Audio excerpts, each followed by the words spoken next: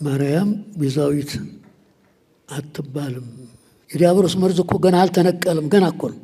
ቅናቱ፣ ምቀኝነቱ፣ ተንኮሉ፣ አድማው፣ ብጥብጡ እዚህ አድርሶናል። ሳይረዱ ማስረዳት፣ ሳይማሩ ማስተማር ውድቀት ነው። ሕገ ወጥ ስብከት ነው። መስመር የሌለው የተንሥእ ሥርዓተ ዘአንበሩ አበዊከ ንባብ ይቀትል ወመንፈስ ይሃዩ ይላል። አለመማርም ይጎዳል፣ አለማወቅም ያስደነግጣል።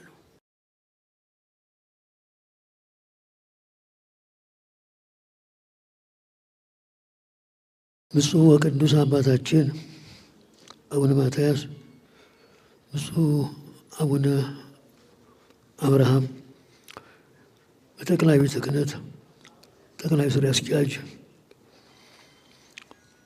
ይህን ታላቅ ጉባኤ ለመሳተፍ ከያላችሁበት የቤተ ክርስቲያን ስም የመጣችሁ የተሰበሰባችሁ አባቶች፣ ሊቃውንት፣ መምህራን እንኳን ለብርሃነ ትንሣኤው በሰላም አደረሳችሁ።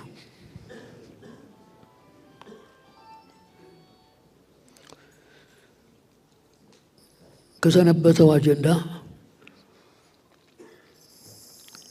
አንዱን ወይም ሁለቱን እጠቅሳለሁ። ምክንያቱም ሲተላለፍ የሰነበተው በሚዲያ ዓለምን አስደንግጧል። ዓለምን እንዲሸበር ከሽብር ላይ ሽብር እንዲጨመር አድርጓል።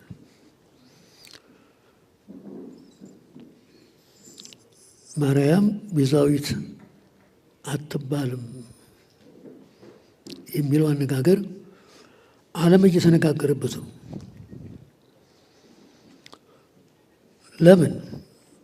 ሕገ ወጥ ስብከት ነው። መስመር የሌለው በቤተ ክርስቲያን በመላ ኢትዮጵያ ተነግሮ የማይታወቅ ጊዜን ተመልክተው በጊዜ ለመጠቀም የአጋጣሚ ስብከት እንጂ ጉሳተ ልብ ይባላል። ተሰውረ ሲኖር ጊዜ ያገኘን መስሏቸው ጥፋታቸውን ለመግለጥ አድባራት፣ ገዳማት፣ ሕዝብ፣ ሊቃውንት በከፍተኛ ደረጃ ነው የሚነጋገርበት። ስለዚህም በተመለከተ ጥቂት አስታውሳለሁ። ትእዛዙን ለማክበር ነው። የተንሥእ ሥርዓተ ዘአንበሩ አበዊከ። አዳምጥ። እኔ ለጉራ አይደለም፣ መጽሐፍ ቅዱስ ነው። የተንሥእ ሥርዓተ ዘአንበሩ አበዊከ። አባቶችህ ነቢያት፣ አባቶችህ ሐዋርያት፣ አባቶች ሊቃውንት በየዘመናቸው የተነሳባቸውን ችግር ለማስወገድ ስርዓት አታፍርስ። ስርዓተ ምድር አለ፣ ስርዓተ ሰማይ አለ፣ ስርዓተ ሃይማኖት አለ፣ ስርዓተ ምስጢር አለ። ለከንቱ አይደለም፣ ለውዳሴ ከንቱ አይደለም፣ ስለ እውነት ብቻ ነው። ስርዓት ከተቃወሰ ምስጢር ይባክናል።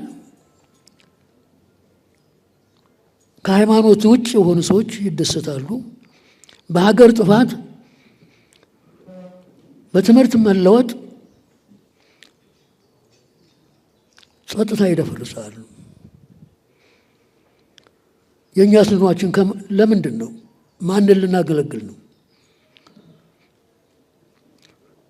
አጀንዳውን ስሰማዊ ያለው ግሩም ግሩም የሆኑ ቃላት አሉ፣ አወዛጋቢም አሉ።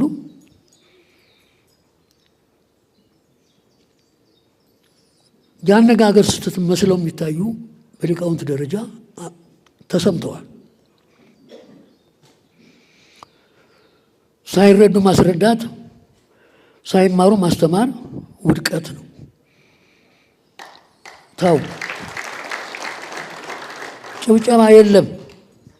ጭብጨባ ማደናገሪያ ነው። ጆሮአችሁን ወደ እኔ ያርጉ። ጭብጨባ ምን ምልክቱ ምንድን ነው? የተኛ ካለ ይነሳ፣ ይውስጥ አንዳም ማዳመጥና ማስተዋል የሚያስፈልገን። ነቢዩ የተንሥእ ሥርዓተ ዘአንበሩ አበዊከ ከዚህ አይለፍ ከዚህ አይትረፍ ብለው ከእግዚአብሔር ታዘው በእግዚአብሔር ተጠርተው በመንፈስ ቅዱስ መሪነት ሊቃውንት በየዘመናቸው በቤተ ክርስቲያን ላይ የተነሳውን ችግር ለማክሸፍ አንገታቸውን ለተሳለ ሰይፍ እየሰጡ ደማቸውን እያፈሰሱ እስር ቤት ጨለማ ቤት ገብተው የተሰቃዩበትን አጀንዳ ነው የያዝነው። ስለዚህ ሰማይን ከነሰራዊቱ ምድርን ከነልብሱ ለመሸከም በእግዚአብሔር መራጭነት ጠባቂነት የዲያብሎስን መርዝ ነቃቅሎ ለማጥፋት እግዚአብሔር ይህን ዓለም ከቁጣ ወደ ትዕግስት ከመዓት ወደ ምሕረት ተመልሶ የአዳም ቀኖና ካለፈ በኋላ 5500 ዘመን የጨለማ ጉዞ ሲያልፍ ሁር አብስራ ለወለተ ሐና ተብሎ በእግዚአብሔር ቃል የተጠራው የተላከው መልአከ ሰላም ቅዱስ ገብርኤል ክንፎቹን እያማታ ብርሃን ለብሶ ብርሃን ተጎናጽፎ የብርሃን አበባ ይዞ አዳምጡ ባካችሁ፣ ቆርቆሮ ምንም አይሰራም። ይህን ቆርቆሮ ያመጣ ሰው በሽተኛ ነው። እንዳልናገር ነው እንደምትፈልጉት? ቁም ነገር እየተናገርኩኝ ቆርቆሮ ያነሳኛል። ስለዚህ ዓለመ ጽልመት ያ ፍጡርና ፈጣሪ የተለያዩበት የዲያብሎስ መንግስት ስራውን የሰራበት በደም ስር ገብቶ ዓለምን ያፈናቀለበት የ5500 ዘመን የጨለማ ጉዞ የተወገደበት ነው። አስተጋባተነ እግዝእትነ ቅድስት ድንግል ማርያም እንዘ ውስተ ጽልመት ሀሎነ። በጨለማ በድንቁርና በቁራኝነት የፍጥኝ ታስረን ከጨለማ ወደ ጨለማ ከነፃነት ወደ ጉስቁልና ተማርከን የገባንበት የ5500 ዘመን ጨለማ ጉዞ የተወገደበት ምስጢር ነው የምንነገረው። ዲያብሎስ በጽነቱ ተንኮል የበተነውን ዓለም ቅድስት ድንግል ማርያም ሰበሰበችን፣ ሰብሳቢ ሆነችን ብሏል። ይሰማችኋል አይሰማችሁም? ዲያብሎስ የበተነውን የአዳም ዘር በሙሉ ቅድስት ድንግል ማርያም ሰብሳቢ ሆነች፣ አስተጋባተነ ሰብሳቢ ሆነችን ብሏል። ሊቁ ኢራቅሊስ ነው። መነጋገር ጥሩ ነው፣ መተዋወቅም ጥሩ ነው። የጎዳን አለመገናኘታችን ነው። ቅናቱ፣ ምቀኝነቱ፣ ተንኮሉ፣ አድማው፣ ብጥብጡ እዚህ አድርሶናል። የዲያብሎስ መርዝ እኮ ገና አልተነቀልም፣ ገና እኮ ነው። መርፌ ቢወጉትም አይለቅም። ሊቃውንት በየዘመናቸው የገጠማቸውን ችግር ለማስወገድ የክርስቶስ ፍጡር ባህሪውና ያልተፈጠረ ባህሪው ሀብሩ ባህዱ ተዋህዶ አንድ አካል አንድ ባህሪ በሚሆን አንድ ናቸው። አንድ ሆኑ ይላል። ባህርየ ቃል ባህርየ ትስብእት ያለመጣፋት በተዓቅቦ አንድ አካል አንድ ባህሪ ሆነ ብሏል ሲመሰክር።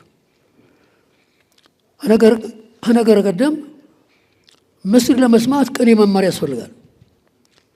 ቅኔ ብቻ አይደለም፣ አገባብ፣ እርባ ቅምር ማርማት ግድ ያስፈልጋል።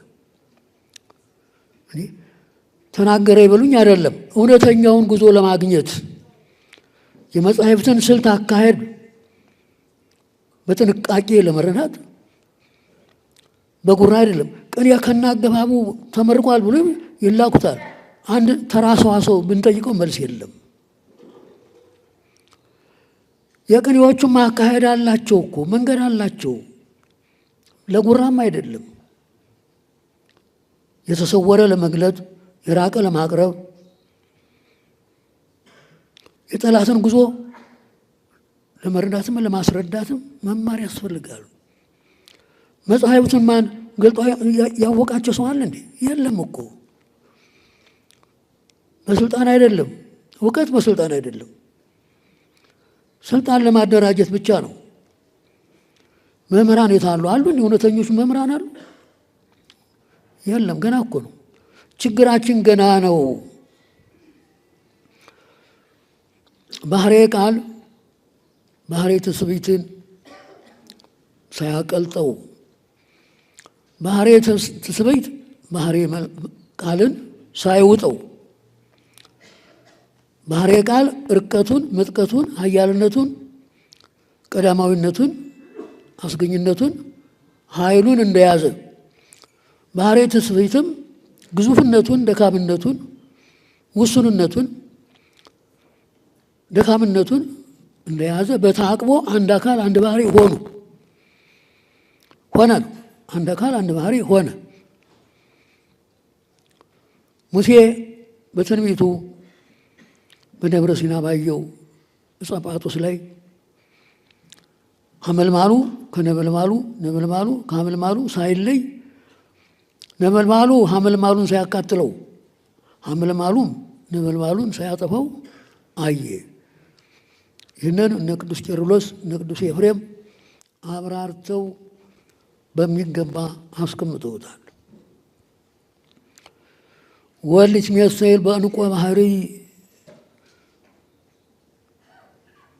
ስጋሁ ስጋሃ በስጋሁ ወብርሃና በመለኮቱ።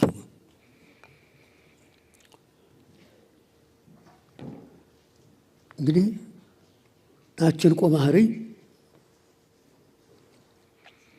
በፀሐይ ጸዳል ነው የምትወለደው። ወፈ ብርጋና የምትባላለች። ኤፍሬም ተርጉሞታል፣ አብራርቶታል። ባስልዮስ ዘአንጾኪያም አጽድቆታል። ወፈ ብርጋና የምትኖረው በጥልቁ ሐይቅ ውስጥ አዟሪት የሚባል አለ፣ ዝብድይ የሚባል አለ። በዚያ ውስጥ ነው የምትኖረው። የባህሩ ቅዝቃዜው ሲከብዳት ከባህሩ ወጥታ ሽቅ ወደ ሰማይ ወደ አየር ወጥታ በ6 በ7 ሰዓት ሙቀት ፍለጋ አፈ ማኅፀኗን ገልጣ ክንፎቿን ዘርግታ በአየር ላይ ትቆማለች። ከፀሐይ ሙቀት ከፀሐይ ግለት ሙቀት ትሰማለች፣ ከነፋስ ግዘፍ ትነሳለች። በዚህ አድርጋ ዕንቁን ትጸንሳለች። ጸንሳ ተመልሳ ወደ ሐይቁ ትገባለች። ዕንቁን የምትወልደው ከሐይቁ ውስጥ ነው። በየትርጓሜው ይታተታል። እዚህ ግን በገጸ ንባብ ነው ያለው።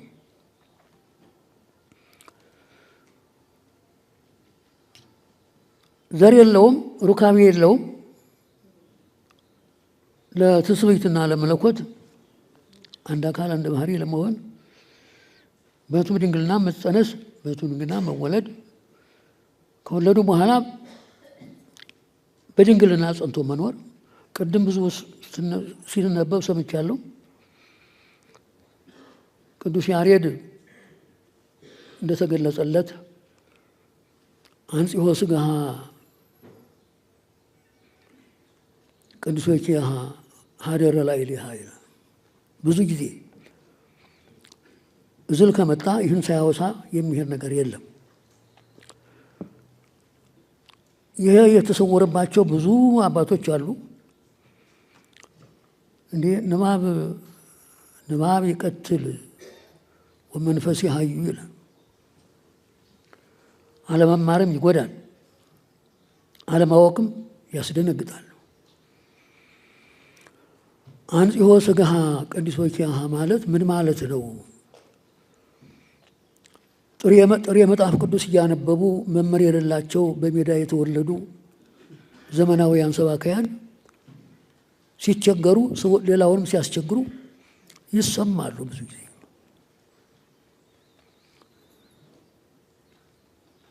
ድንግል በተፈጥሮዋ እንኳን ከአካሏ የሚወጣ ስሜትም የለባትም። አልብኪ ነውር ወኢምንትኒ ላዕሌኪ ማለት ምን ማለት ነው? እስቲ የተማራችሁ አልብኪ ነውር ወኢምንትኒ ላዕሌኪ ሰሎሞን። አንጽሖ ሥጋ የተባለው ሰው እንደመሆኗ እሱም ባለቤቱ ጌታችን መድኃኒታችን ኢየሱስ ክርስቶስ እናትና ልጁ ሥጋ ተዋሂደዋል። እህል ውሃ በሚቀምሱበት ጊዜ ስንዴ ወይም የወይን እሸት ይመገቡ ነበር። ይመገቡ እንጂ ሰብአዊ ባህሪያቸው እንደኛ ተለውጦ ከአካላቸው የሚወጣ ነገር የለም። ለምን? ባህሪ መለኮቱ አቃጥሎ በላበት ይጠፋ ነበረ ይላል። ይሰማችኋል? ግን ከአካሉ ወይም ከአካሏ የሚወጣ ነገር እንደኛ እንደ ፍጡራን እኛ የበላነው የጠጣነው ተለውጦ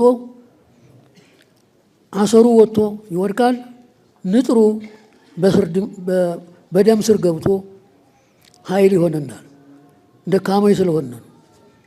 እነሱ ግን ግዙፍ ሥጋ ቢዋሃዱም ሰው መሆናቸውንም ለማረጋገጥ ቢበሉም ቢጠጡም መንፈስ ቅዱስ አቀባም ከርሰ እማ ይላል። ከእናቷ እማ የተባለችም ደግሞ ሔዋን ናት፣ ሐና አይደለችም። ከሔዋን ከእናቷ ወይም ከአባቷ ከአዳም ባህሪ ጀምሮ ንጽሐ ጠባይ አልተለወጠባትም። ንጽሕት ዘር የምትባለውም ለዚህ ነው። ስለዚህ ንጽሕና ቅድስና ሀብቷ ነው። ሰማያዊ በቅዳሴውም ወሀብተ ሰማያዊ ለማርያም ድንግል ይላል። ሰማያዊ ሀብት፣ ሰማያዊ ንጽሕና ቅድስና ለድንግል ማርያም ተሰጥቶታል። ለቅዱስ ሚካኤል የአማላጅነት የተላላኪነት ሀብት ሲሰጠው ለእሷ ደግሞ ሰባቱን ሰማያት አልፎ ከአብ ከወልድ ከመንፈስ ቅዱስ ፊት መቅረብ ሰማያዊ ሀብት መሰጠት ሀብቷ ነው። መማር ያስፈልጋል፣ መስማትም ያስፈልጋል፣ መመራመርም በሚገባው ያስፈልጋል። ወኮነ ሰማይ ዓለመ ወዓለምኒ ሰማየ። ባለቅኔው ሲፎክር እኔ መፎከር አለብኝ። ወኮነ ሰማይ ዓለመ ወዓለምኒ ሰማየ። በዕለተ ልደት ሰማይ ምድር ሆነ፣ ምድርም ሰማይ ሆነ። ጽርሐ አርያም ጎል ሆነ፣ ጎልም ጽርሐ አርያምን ሆነ። እስመ እግዚአብሔር ኮነ ሰብአ በታይቱ። በምልአት በጌትነት በአምላክነት ክብር ጸንቶ ይኖር የነበረ እግዚአብሔር በዚህ ዓለም ሰው ሆኖ ተገለጠ። ወለሰብኒ አንበሮ ውስተ አርያም። ተዋርዶ ተሰዶ አንጦሮጦስ ወርዶ ዲያብሎስ ተጫውቶበት ማርኮት ተቆራኝቶት ይኖር የነበረ ሥጋ አካለ ቃልን ባህርየ ቃልን ተዋሂዶ ክቡር ቅዱስ አምላክ ሆኖ በጽርሐ አርያም ታየ። አስተርእዮ በሰማይ ኮነ ይላሉ መዘምራኑ። አትሉም እንዴ? አስተርእዮ በሰማይ ኮነ ተሰዶ ተዋርዶ ተባሮ የነበረው የአዳም ሥጋ በተዋሂዶ ተቃል አንድ አካል አንድ ባህሪ ሆኖ የአምላክነት ክብር ስላገኘ በጽርሐ አርያም በመንበረ ብርሃን ተገለጠ። ወስብሐትኒ ዘውስተ አርያም ኮነ ዲበ ምድር በኤረር በራማ በኢዮር በሰማይ ውዱድ በመንበረ መንግሥት በግሩማን መላእክት አንደበት ሲመሰገን የነበረው ረቂቅ ምስጋና እነሆ በዕለተ ልደት በጎል ሎሎትና መላእክት አንድ ሆነው ሲዘምሩ አሉ። ስብሐት ለእግዚአብሔር በሰማያት ወሰላም በምድር ስምረቱ ለሰብ። አምላክ ለሆነ ሥጋ ከአብ ከመንፈስ ቅዱስ ጋራ ምስጋና ተገባው። ሰዓት ደርሷል፣ እየተማልኩ ነው። አዝናለሁ። ጨርሻለሁ።